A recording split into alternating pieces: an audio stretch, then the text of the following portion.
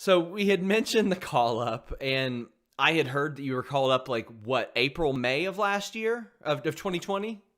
So I originally got called up in December 2019, Yes. but it was kind of a weird call up. It was a miscommunication maybe between NXT and the main roster. I was called up, but I wasn't. But I was, but I wasn't.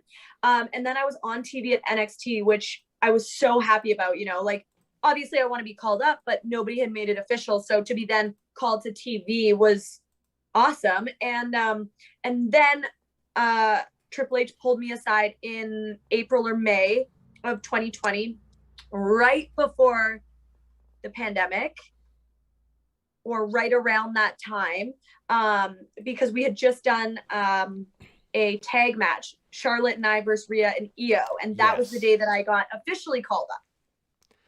So when that happened, I remember hearing things like, okay, she's going to be put in a team. She's going to be like an understudy. What had you heard about creative plans for Chelsea Green after that? Because you did have momentum in NXT. I mean, you were on TV almost every week. I was just kind of starting to Yeah. like get a little momentum. So I actually didn't hear anything. Funny enough, when I was out there at the very end of the match, I heard Charlotte raised my hand and said something like she's going to be next, or something along the lines that made me think that I was either going to be partnered with her or I was going to be her protege.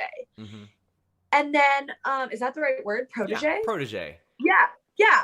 And then, I kind of heard rumblings of that in the weeks after, that I was going to be, I don't want to say the next Charlotte, but coming up behind her Sure. as her as my mentor, which is amazing. Like I don't Of know that you course. can get a better spot than that. And and then and then kind of radio silence until until the next storyline that I heard about. I heard of a lot of storylines.